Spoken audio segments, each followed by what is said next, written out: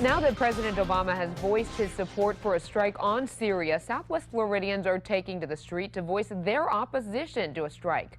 As 4 in Your Corner's Chris Day shows us, protesters were all over downtown Fort Myers today. What do we want? Peace! When do we want it? Now! With signs in hand and some walking hand in hand, Southwest Floridians took to the streets of Fort Myers to be heard. Yes, the chemical attack was a tragedy. We were all heartbroken to see those, but that does not justify war. Mason Dowd is one of those protesters, but unlike most here, he has a strong personal connection to the conflict. I was born in Syria. I'm an American citizen, but I was in Syria 3 weeks ago. How did it look?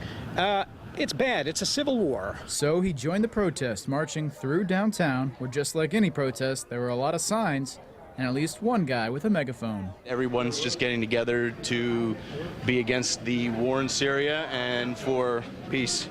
While I was busy dodging benches and other obstacles, Brian goes on to tell me what he feels would be the real reason for going to war with Syria. This war is ridiculous.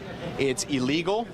It serves nothing but the military-industrial complex and oil interests. And others agree. I feel that this is the stupidest thing our government has done yet. Jim Waller heard about the protests on the news and says the Syrian government isn't the only enemy we should be wary of. On the other side, we have a rebellion which is basically led by Al-Qaeda. And he's not alone. 90% of these people fighting Assad, they're Al-Qaeda.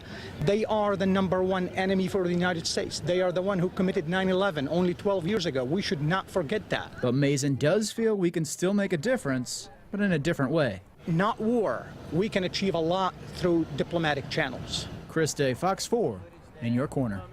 And as we mentioned earlier in the newscast, President Obama has asked Congress for approval in striking Syria. Stay with Fox 4. We'll bring you all the latest as this story unfolds.